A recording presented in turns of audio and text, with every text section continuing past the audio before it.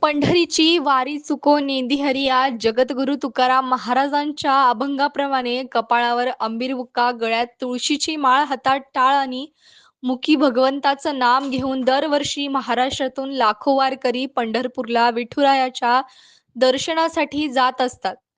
दिवसेंदिवस वारकरी संप्रदायाची प्रचार प्रसार हा भारताच्या बाहेर जाऊन थेट जगात पोहोचला आहे. असाच प्रयत्न यावर्षी सुद्धा वारीत आला.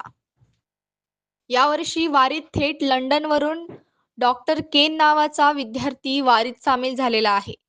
त्यांच्यातील वेगळंपण बघून हिंगोलीचे हबत संजय महाराज पडघाण यांची त्यांची चौकशी केली असता तो इंग्रजी मराठी सुद्धा बोलू लागला आणि तुकाराम महाराजांचे अभंग सुद्धा गाऊ लागला. डॉक्टर केन यांच्या मते पंढरपूर हे सर्वोच्च तीर्थ आहे आणि आयुष्यभर पंढरीची वारी करण्याची इच्छा आहे. विशेष म्हणजे त्यांना भारतातील सर्वोच्च तीर्थांची माहिती सुद्धा आहे. त्यांचा श्री संत शिरोमणी नामदेव महाराजांबद्दल असलेला भाव विशेष जाणवला. त्यांनी नरसी आणि औंढा नागनाथला भेट देण्याची इच्छा सुद्धा बोलून दाखवली आणि हिंगोलीच्या शेषराव डोलारे, रामप्रसाद कानेरकर आणि संजय महाराज पडघण यांना भेट लंडनला येण्यास आमंत्रण सुद्धा दिले आहे.